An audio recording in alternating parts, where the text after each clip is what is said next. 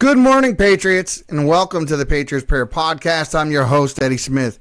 Today, we're going to air part 3 of our interview with Nate Cain. Nate Cain is not only a congressional candidate from West Virginia, but he is also the FBI whistleblower who blew the lid off the Uranium One deal with Hillary Clinton. Now, where we left Nate last, he was explaining that he had touched a powdery substance on a desk in his house. He immediately went into AFib. So this after he was targeted by the FBI. So he's starting to put 2 and 2 together. His family has been targeted and much more. So this is something, guys, you really have to clue into because after the recent revelations that we've seen from FBI whistleblowers on Capitol Hill, with Kyle Seraphin, O'Boyle, and others that have came out, this definitely raises the question as to what's really going on at the FBI.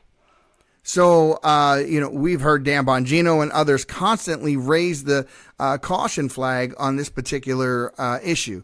Now, we definitely know we have a system of checks and balances. At least that's the way it was set up, but we need some reconciling, and we're not going to get it under this administration. Now, beyond that, guys, we have a podcast coming up right after this, coming up at the end of the week, where we're going to have both Nate Cain and David Baumblot, both FBI whistleblowers, on the same podcast. So I'm going to get these guys together. They're going to meet. They have some great conversation. We went on for about 3 hours, so we're going to cut this up into 3 parts as well.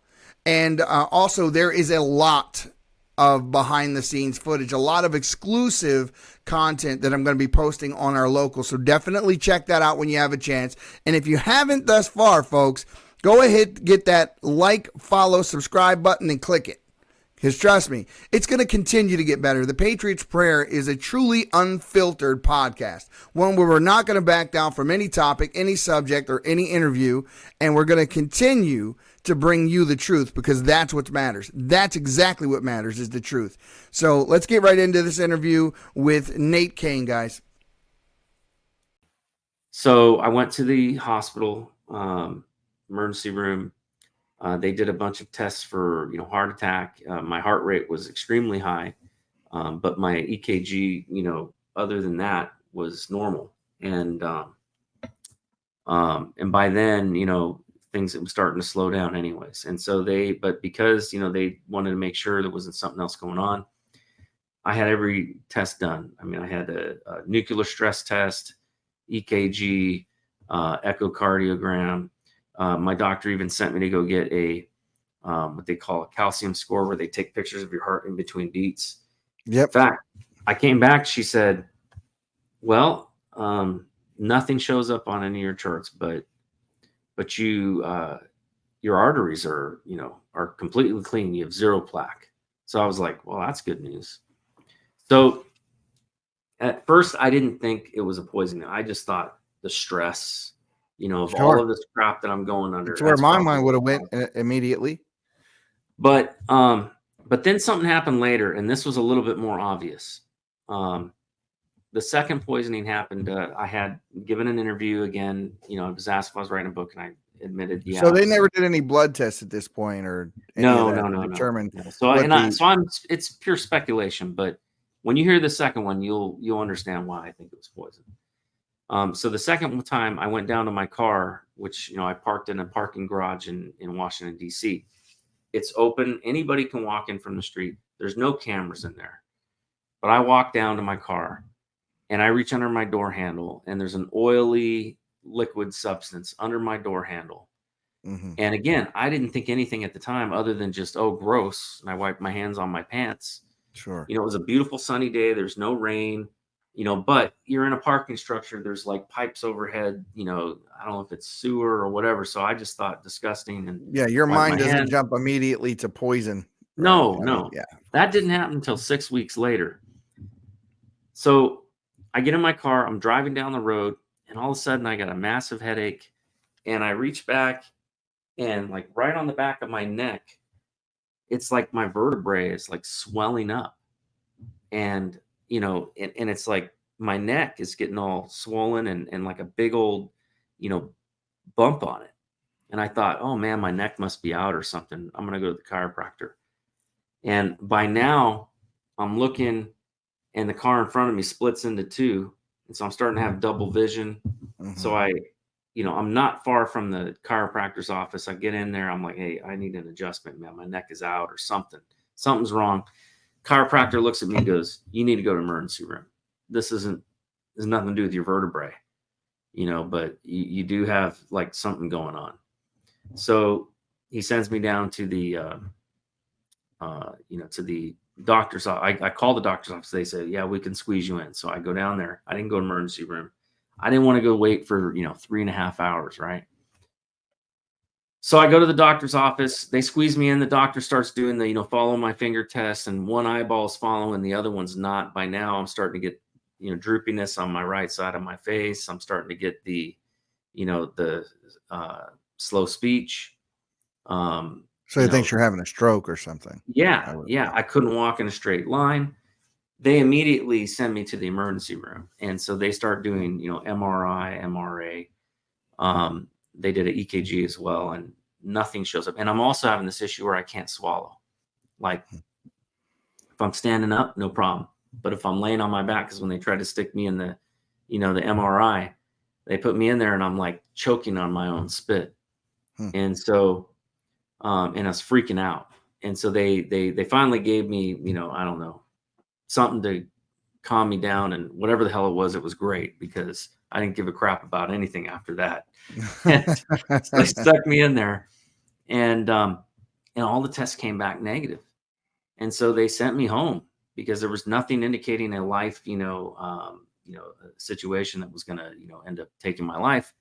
So I ended up scheduling an appointment with a neurologist, a renowned neurologist, one of the best in Washington, D.C. I had good insurance at that time. The guy did every test, MRI, with and without contrast, carotid artery ultrasound. They did the EEG, where they are looking at, all of the electrical signals in the brain. He did, if there was a test they could do, he did it. And in the end, he's sitting there, my last, meeting with him. And by now, it's been 6 weeks. I've gotten back. I no longer have the ataxia. I've gotten back my speech, although I'm still having 6 weeks to get your speech back to normal. Yeah. Okay. I'm still having a little bit of mental fog, but, I got my speech back. I got, my hand, use and all that back, but I'm still having trouble walking. I can't walk in a straight line. So I'm like falling over as I'm walking. So he says to me, he goes, I've been doing this for 50 years, and I've only seen one case like yours where the charts look perfect, but all the symptoms were there.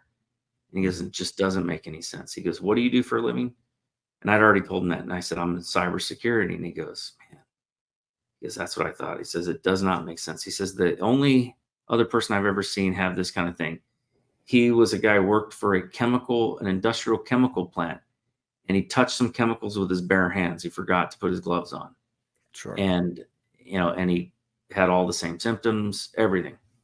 And all the charts came back clean. So at that point, I realized blood tests come back clean as well. All these things are. Yeah. So I go, what the hell? And I realized at that point, I had touched my door handle that day and had some substance on it, some oily substance. So I got online. I contacted. I made a phone call to Carlson Institute, which is they're a poison testing company that does a lot of work for the FBI, actually, and they're based out of Colorado. So I call them up, talk to one of their techs out there, and I explained to him, what I think it is. And I'm like, look, I hate to say this, but I think I might have gotten poisoned. Here's the, symptoms. This is what I touched. This is what it looked like. This is what it felt like. These are the symptoms that I had. These are what I'll send you my charts. I sent him my charts. He's looking at it and he goes, yeah, he goes, this looks just like, and sounds like one of these 14 substances. Right. And then, at that point I kind of opened up to him and shared with him, look, I was the Uranium One whistleblower. I blew the whistle on FBI's cover up of Uranium One and Hillary Clinton, all that kind of stuff. And the guy goes, holy crap. And he's like, really? And he goes, I gotta go. He goes, do you think this might be nation state? I said, it's quite possible. I was dealing with Russian intelligence agents, and exposing that information to the Congress. And he goes, look, I could sell you, we could do a hair follicle analysis. And he says, the likelihood is it'll cost you like $6,000, and I'll be able to tell you, that he says, but that test will come back. And he says, if this is nation state, the likelihood is it's probably going to come back as unknown substance. He says, but there's 14 substances I can tell you right now that match the description that you gave, that would cause all the same symptoms that you have, that that would look exactly like your charts. Okay. And he said, and he sent me a list of them. And he goes, but the likelihood is if this is nation state, it's not any one of those. And it's going to come back as unknown substance. He says, we have another test that we can do at a molecular level, but it's going to cost a lot more. Probably be about, $12,000. And I'm just like, I can't afford it. I mean, I barely had a job at this point. Right. So I had to take I took the 40,000 pay cut when I went to work, for the VA. Well, I had to take another pay cut just to get this job, because they, of course, so that's the other thing they did. They doxed me. They put it out there. They leaked the information of their raid to the New York Times, and the New York Times did a hit piece on me. So it was all over the international news that I had, and what happened was we got a phone call from, it was about 4 or 5 days after the raid. I got a phone call, or I should say my lawyer got a phone call from a reporter at the Daily Caller. And I guess he had somebody that he knew in New York Times that, leaked to him that they were going to run a hit piece on me. And so he went to my lawyer and said, hey, we got word that your client, Dennis Nathan Cain, is going to have a hit piece written on him by New York Times. Do you want to get your side out first if you give us an exclusive? We need to return to that. Just sidebar, the fairness doctrine must be reinstated. Obama made a tremendous mistake getting rid of it, but go ahead. I'm sorry. Yeah, well, I'm sure it wasn't a mistake. Not I'm sure it was intentional. But anyway, so they, so New York Times exposed me. So I ended up having to out myself, or my lawyer did, and, shared our side of the story. Of course, they asked U.S. Attorney who was in Baltimore at the time, and they asked him, hey, why are you raiding, an FBI whistleblower's home? And he said, oh, I cannot discuss anything about an ongoing investigation as it might they love that line. What's that line about? Oh, my goodness. So they said, okay, all right, you want to play that game? Fine. So they got with all their lawyers over at Daily Caller, and they came up with the perfect question. The one question that he could not use that excuse. And so they went and they FOIA'd the magistrate, the Maryland magistrate that signed off on the search warrant. Mm-hmm. And they FOIA'd her, and they asked one question. Was the judge made aware that I was a protected whistleblower under the Intelligence Community Whistleblower Protection Act before she signed off on my search warrant? Has nothing to do at all. Could not about the investigation. Yep. Yeah, has nothing to do with the investigation. Can't jeopardize the case. It's the perfect question. And an Obama appointed judge put a seal on that answer. Really? Yep. You using what precedent? The fact that they are working for the FBI. The FBI probably has dirt on the judge. Who knows? When I was talking to David and we were just discussing in general, I said, well, if Trump gets reelected, I mean, what would be the first thing that you want him to do? And I said, everybody wants to talk about who in government they want him to go after or investigate, whatever. I didn't say any of that. I said the press. Investigate the press. Yeah. I mean, if these are the guys creating the reality that they want us all to exist in, they put the stories out in such a way to elicit emotion. They are literally hypnotizing people that watch that little square box. Yeah. If you don't fix that's the head of the snake right there. That is the head of the snake. You have to fix that before you can restore sanity.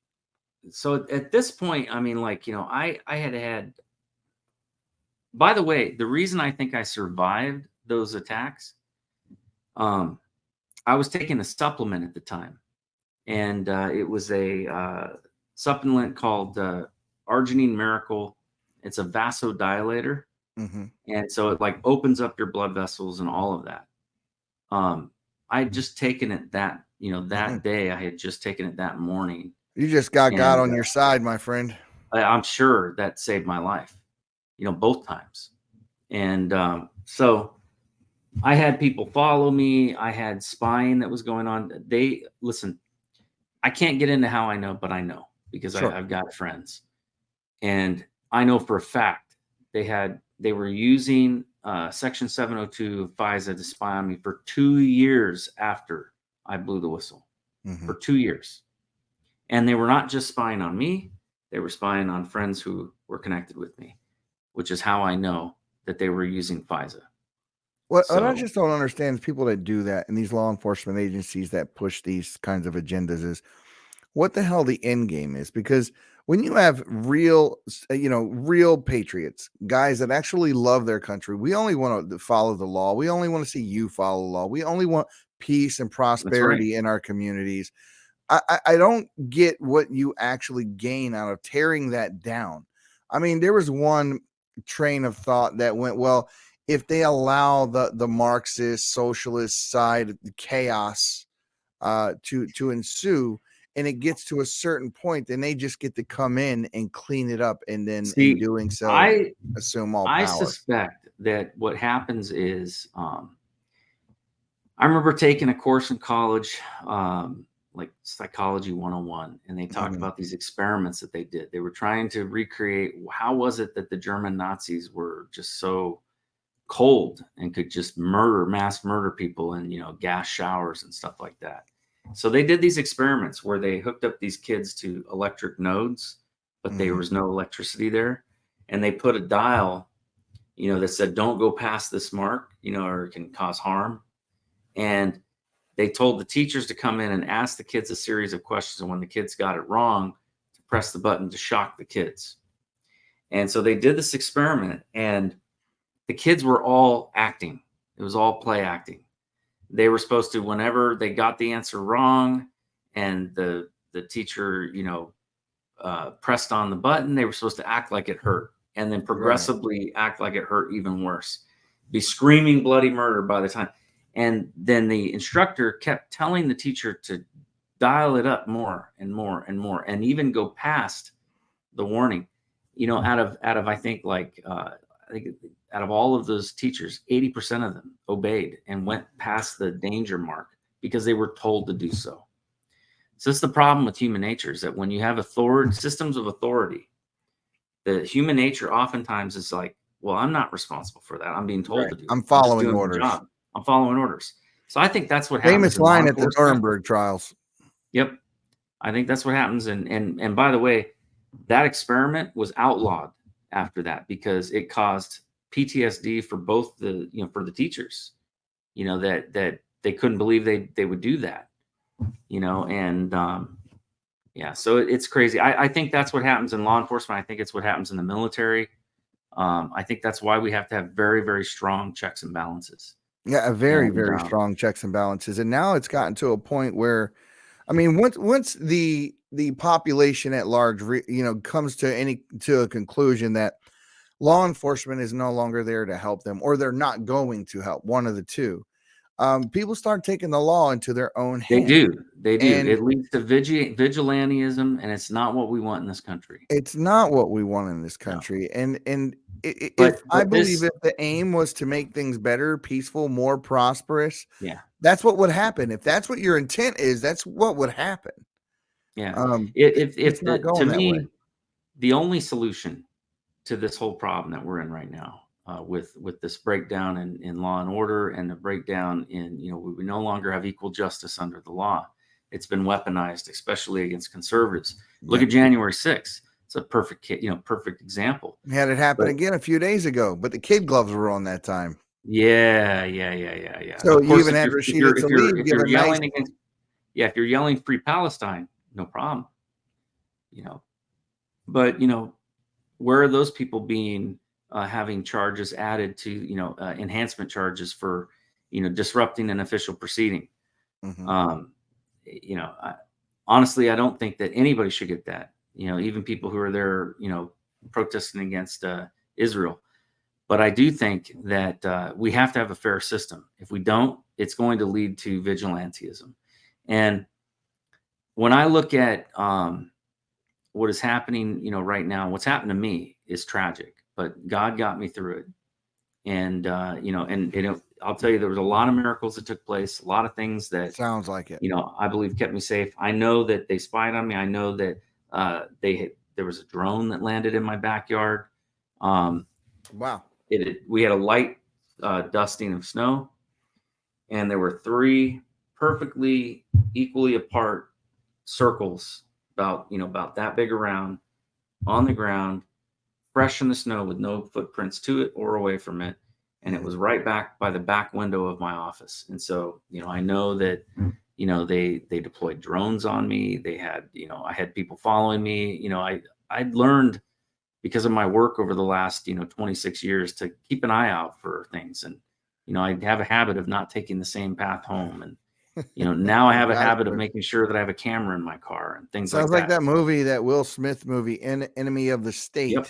Yes. Yeah. And I'll tell you what, and I carry now everywhere. Have you noticed the ever-alarming 400,000 cell towers that have gone up in the United States alone? How about the electronics that reside in every room of our homes and Wi-Fi that runs 24/7? 5G cell phones are carried in our pockets hours on end. Common complaints are ringing in the ear: sleep deprivation, palpitations, headaches, memory loss, and so much more. Redemption Shield is on the cutting edge of offering products that protect your family from electromagnetic and microwave radiation. From Faraday bags, earthing bed sheets, Wi-Fi router covers, hats, scarves, bed sanctuaries. This will not be going away anytime soon. We will continue to see only faster speeds, 6G, 7G, and more exposure to EMF than any time in our history. Start protecting yourself now. Go to redemptionshield.com and get grounded and shielded today. Use code Patriot and save 10%.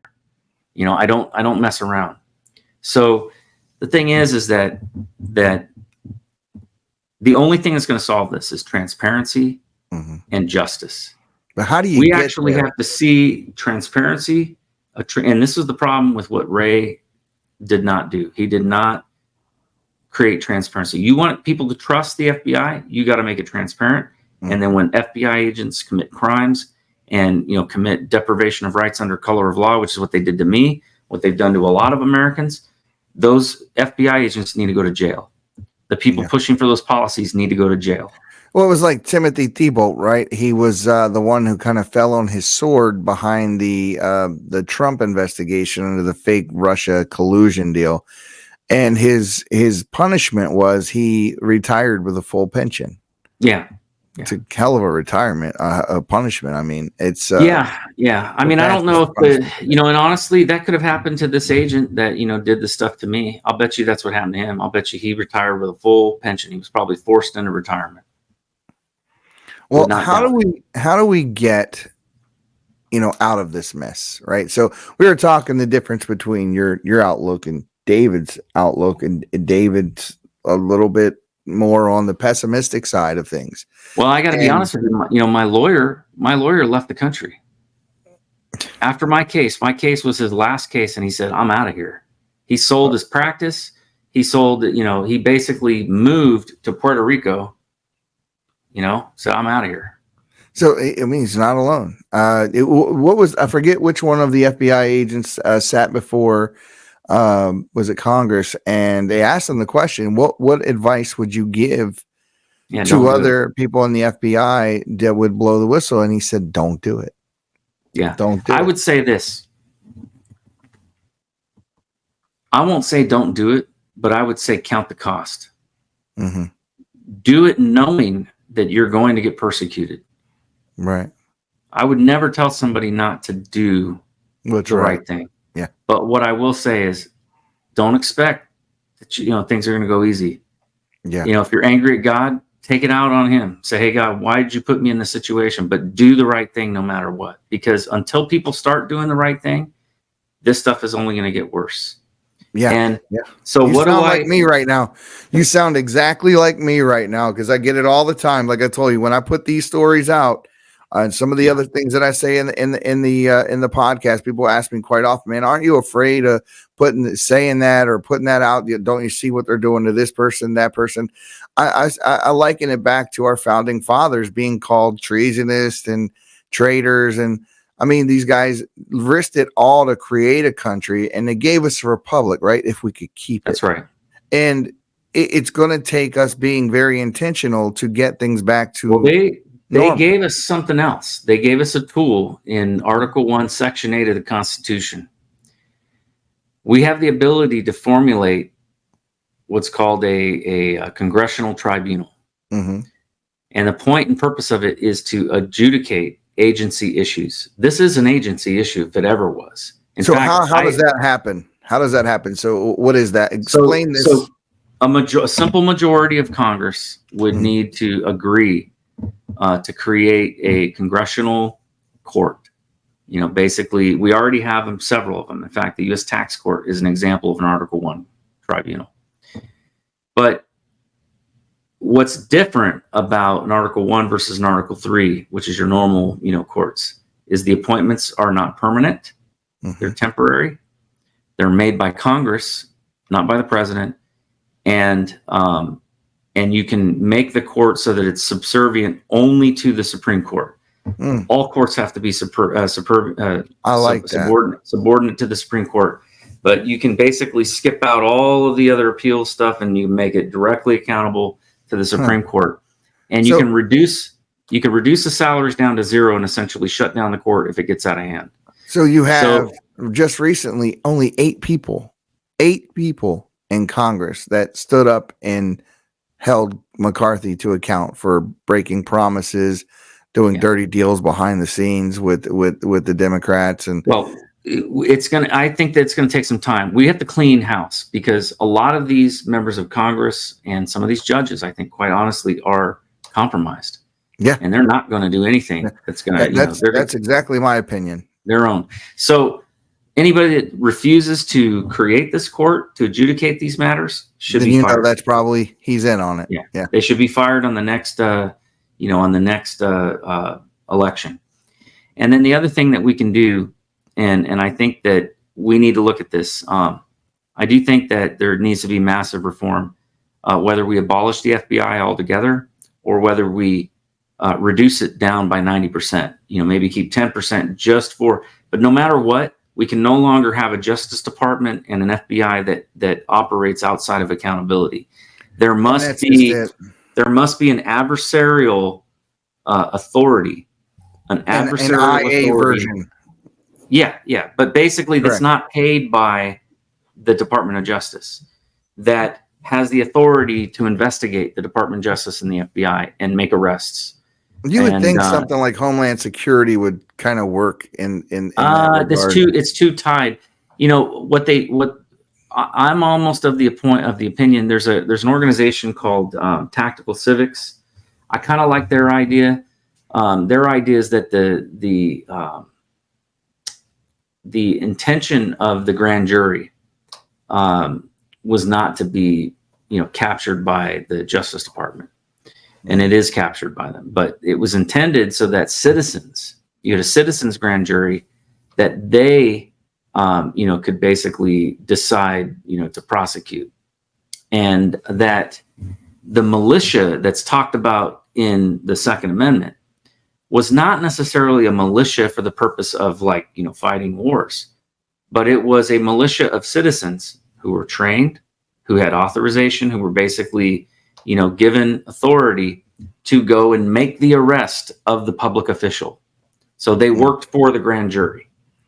And I think we need that sort of a thing. I think we need something that's outside of the typical courts, because honestly, the federal government needs to be brought down, and held accountable for some of these crimes. What you're talking about is exactly what they intended. The problem is that you have a lot of people in the United States today that are not educated enough to know exactly what their rights are. So we have to educate them. Yeah. So when you get to talking like that, it doesn't strike me as odd. It doesn't, I understand exactly what it is, but you have a hard time explaining freedom to free people. Yeah, who really think that you're not supposed to protect yourself, that you're supposed to call the police when the police are just supposed to be backup. Well, it's kind of like, it's kind of like we're living, in the, it's like the movie The Matrix, Yeah. Many people have swallowed the blue pill, and that's why, like, I love that saying, take the red pill, because what that is about, it's about waking up to the reality that we're living in right now, that we're not a free people anymore. No, we don't have freedom. The illusion of it. It's an illusion of it. Exactly.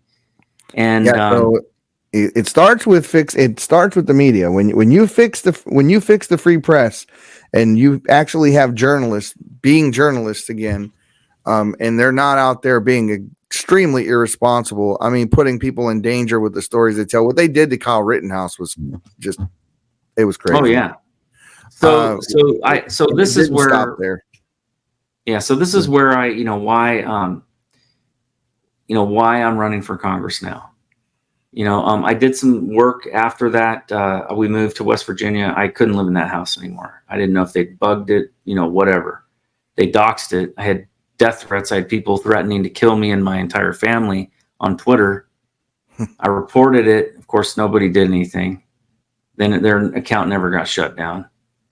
So, I said, it's time to move. I want to move somewhere where I can own a gun and I can defend myself and protect my family. Sure. And so we moved to West Virginia because they respect the Second Amendment here. I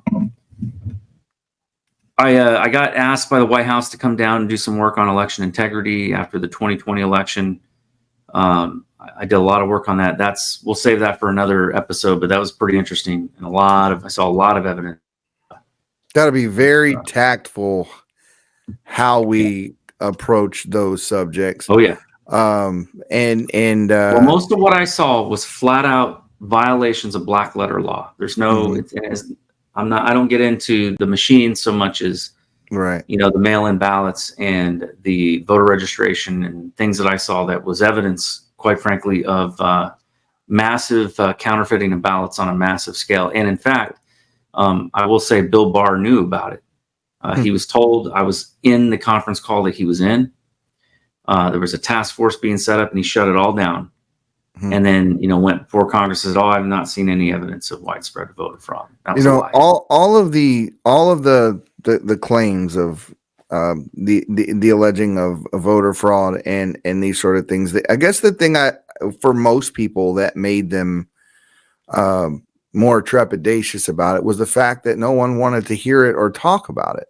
So whether or not it was true or not didn't matter. It didn't matter because you have a lot of people out there that immediately were like, wow, if we can't even talk about it, what's really going on? Do you remember we were talking about earlier about, how many judges are compromised, how many Congress members are compromised? 57 courts were presented evidence and refused evidentiary hearings. Yeah. So they wouldn't even allow for an evidentiary hearing. Right. 57 out of 57. What was it? They had to show injury or something like that in order to be heard. And there were 3 that were heard, and out of the 3 that were heard, he lost 1 and won the 2 out of the 3 that were heard. It's I think that it was just the optics of the entire thing. Yeah. I think that he would, in the end, he was classy. The transfer of power would have went over without a hitch if they would have just listened to him, and Nancy Pelosi would have allowed the National Guard there that day. Yeah. And there were a lot of things in retrospect. I mean, you could Monday morning quarterback it all day long.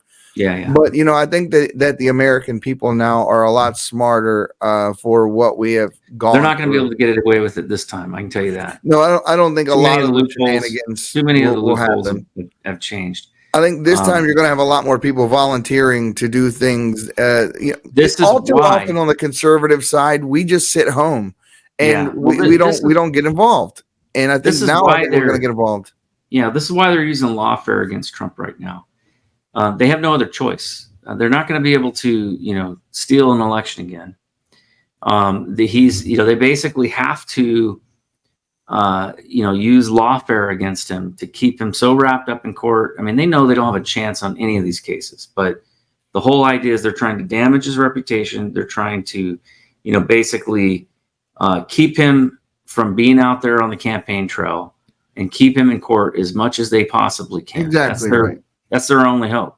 And in my opinion, in my humble opinion, that is a form of election tampering.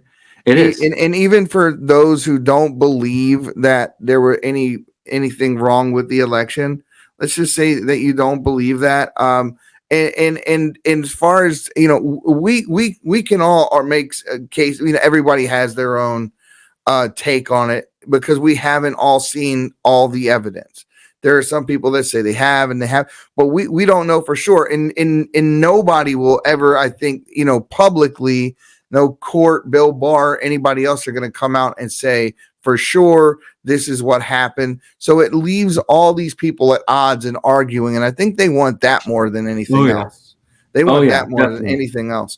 So we just a return to some basic honesty and some just some transparency. It boils down to equal justice under the law.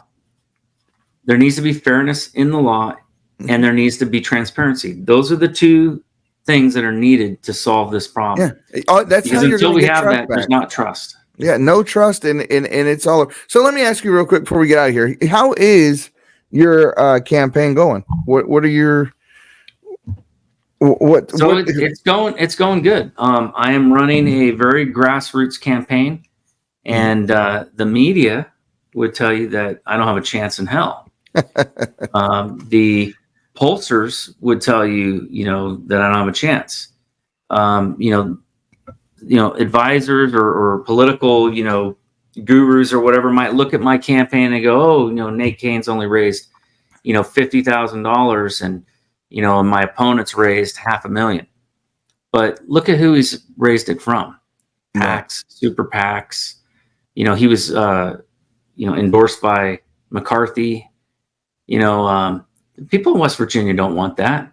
Yeah. They want somebody that they know has integrity that's actually going to represent them.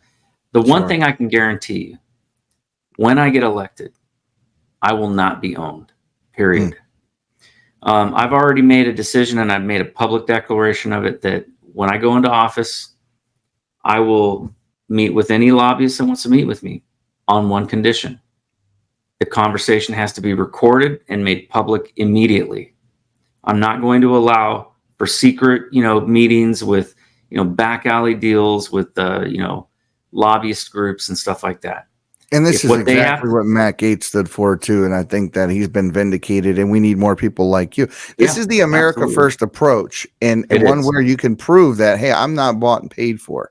That's right. And that's exactly what McCarthy meant. In that statement where McCarthy said, not only does he know how to do business here in the people's house, but across the street. That across the street comment K Street.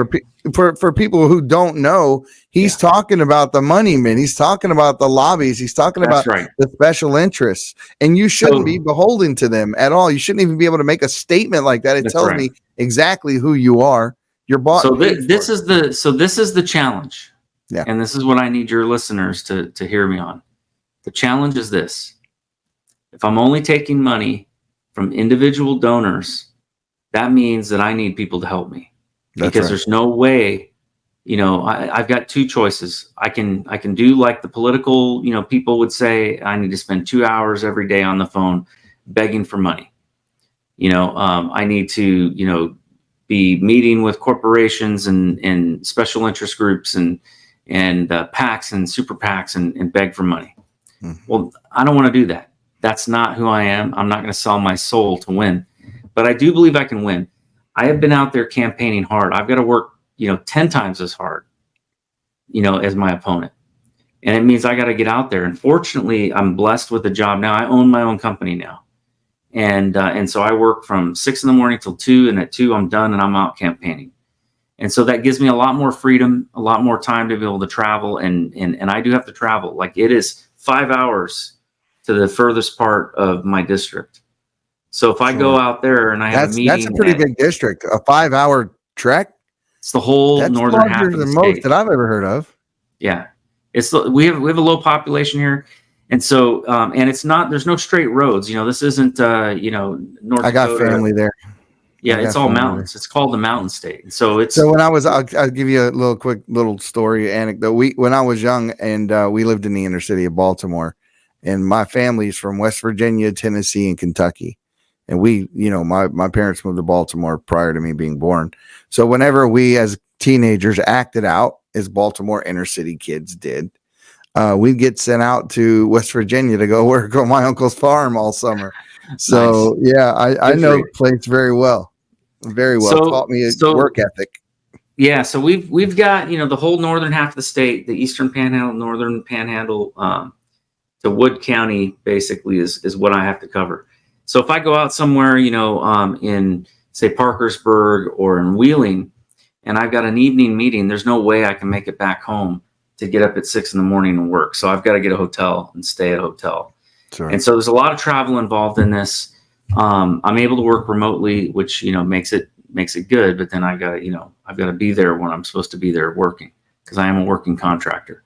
Sure. So the thing is, what is it you do? Cybersecurity. Oh, so you're still doing that? Yeah. Okay. Yeah. I still work for a government agency, but I now own my own company, and I have a corp to corp, and I'm able to have a little more freedom. That's exactly, that's the aspiration I have here with the Patriots Prayer. Obviously, there's a lot of startup costs, and I've incurred it over the last couple of years, but I pay it proudly just to be able to deal with folks like you and be able to get your stories out. I have to do that, with running for Congress. I put $20,000 of my own money into my campaign, and, and I'm sure I'll probably end up putting a lot more in there, but I need help. The fact is that $50,000 doesn't go very far. I've got to buy signs. I've got to do, buy printed material and things like that. When I buy 500 signs, it costs me, $1,800. Sure. So, so people, if everybody that's watching this show were to donate $20, it would be enough to, get me through the next couple months. I mean, that's the truth of it.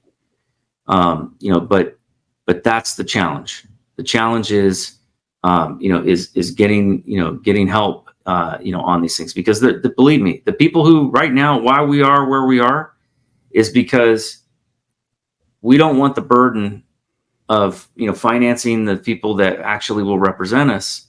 And so we let K Street choose who our representatives are, because they're willing to donate massive amounts of money. Sure. And money is not everything. And that's important. It is important that, I have to get out there and be willing to work my butt off. And I am. I'm already working on things and trying to get stuff passed. One of the things that came up was a Parents' Bill of Rights. And so I wrote that is necessary. I authored a Parents' Bill of Rights. And then I took my volunteers, we went down and we lobbied it down in Charleston. I'm not even running for state office, but it doesn't matter. I'm willing to show that I'm willing to earn people's vote and actually work hard for them. And it has been very popular. I will do everything in my power to be able to help you. I will often highlight your campaign. I see you guys as heroes. And because like I said, 99.9% of the people in your same situation would have went a different way. And it's the least that we can do. And I don't blame you. Yourself. But you've proven yourselves. You walked through fire. Yeah. And you risked your life and you risked your livelihood. And it does change you. It does change you. When you've gone through what I've gone through, and you come out on the other side, it's like the scriptures talk about that refining fire. You don't get silver without basically putting it through the flame. Diamonds are made under pressure. That's right. And there's a million things to be said about it. So here's something else I want to do. And this is, if you will agree to it, I'm going to set up a meeting between yourself, David Baumblot, and I think we have another panel here, and I have you both back on the Patriots Prayer. Yeah, we can do it on coming up on the 5th. That's David's next appearance, and I would have you guys both on here, and I think that will grab the attention. I mean, I'm sure this is going to grab the attention of, oh my God, you have a hell of a story to tell here. And Street's going to hate my guts. Look, there's people within the Bureau that hate me, people probably within the IC that hate me, K Street hates me. I don't care. Fact is, I love my country, and I love, Americans, even the ones that hate my guts. I think a lot of them are just misinformed. But those that are truly the evil bastards out there, I recognize, and I'll tell you this, no matter what, I recognize that we have to be willing to do our part, but we can't do it alone. We need God's help in this. This is a spiritual battle. This is a spiritual battle. And I'm a praying man, and I do believe that God is raising up not just me, but others right now, to fight this fight. But it's going to take an act of God. And so we've got to get on our knees and spend time praying and asking God for his help. You're not here by chance. You didn't get to the Patriots Prayer Podcast by chance.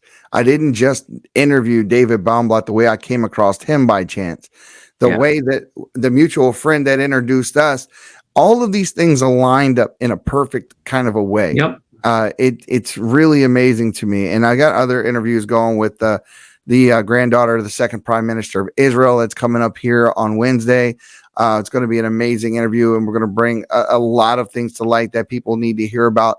But your testimony, David's testimony, in a fight to the return, we're fighting for the soul of our country.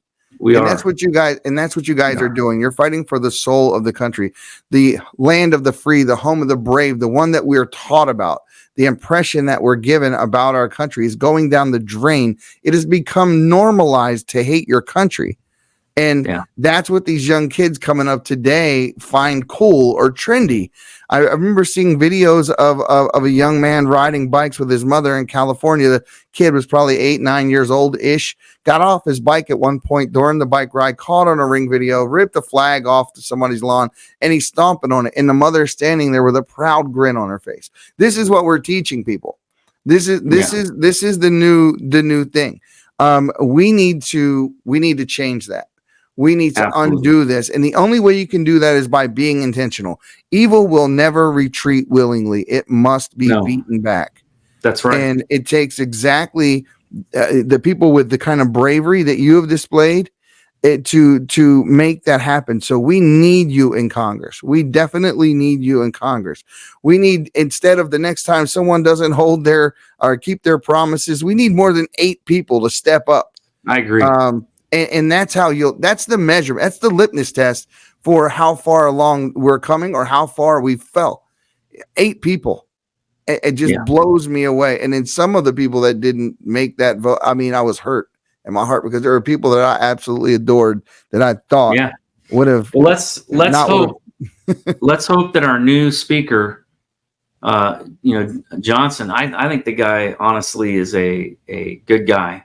What I've seen so far, I like what I see, and I think honestly, everything worked out. It was all arranged in a certain way, and I don't even think that people think.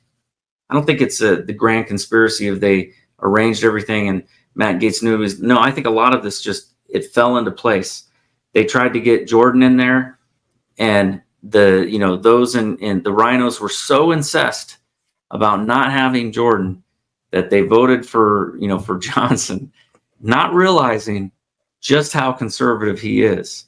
And so I'm hoping that we're going to have somebody in there who's going to actually honor, his word. Well, I know at least he claims to be a man of God. Molinaro was the one who forced that to happen. So it was Emmers had it already fell off. It's like, well, we know he's not going to be the guy. So they said, well, who came in second place behind Emmers? And that was Johnson. So they said, well, essentially we can't hold that vote right now. It's against the rules. So Molinaro says, well, then I vote that we change the rules, that we have a vote here today. And, you know, the only person, and this is Matt Gaetz' words, the only person that stood up to oppose that was McCarthy. Of course. McCarthy. So in that McCarthy, moment, the same guy who endorsed my opponent, my opponent who happened to have been vice president of the Podesta group, it's like you can't make this stuff up. So we'll talk about that before you get out of here, I got to touch on that because we had a moment when we talked on the phone about AFP, and I don't think they realize how much attention.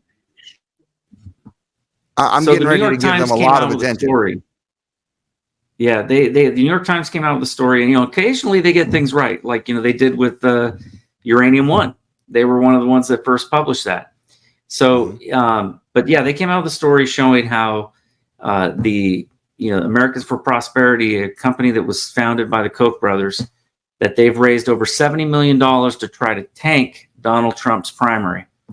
So, of course, my opponent was recently endorsed by them. So, again.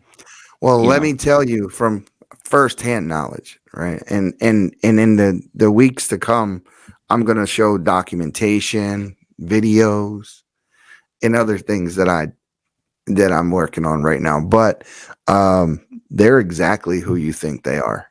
And it's that bad. It's really that bad.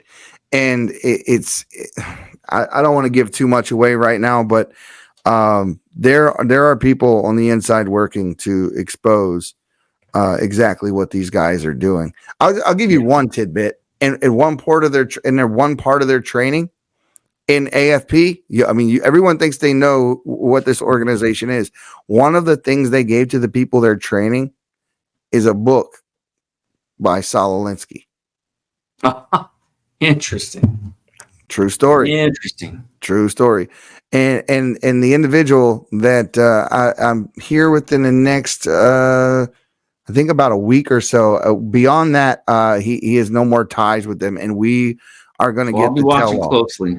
We're going to get the tell-all. So it's going to be amazing. But I was like everyone. I thought this was a great organization that looked out for conservative values and was doing all the right things. Turned out to be just another special Koch Industries group. Man is like totally woke. I'm sorry. So the Koch brothers. Yeah. Totally woke. Yeah. They're globalists. David Koch is behind a lot of that. And he can tell you better than I can. I don't want to butcher. Sure. No. I'll have him on here within the next few weeks and just have all my ducks in a row so no one can dispute what I'm saying. And I definitely don't want to give them time to lean back on their heels and get ready for the strike that's coming because it's coming. So I just spoke to David, FYI, and shared the link with David. So we are, if I don't know, it's kind of late where you're at. It's very late. I'm definitely. You're fading.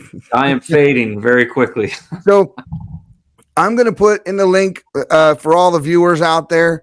I'm going to put in the link, everything that he's talking about, all of his links. We're going to have Nate's crowdfunding links, a way for you to get in touch with him.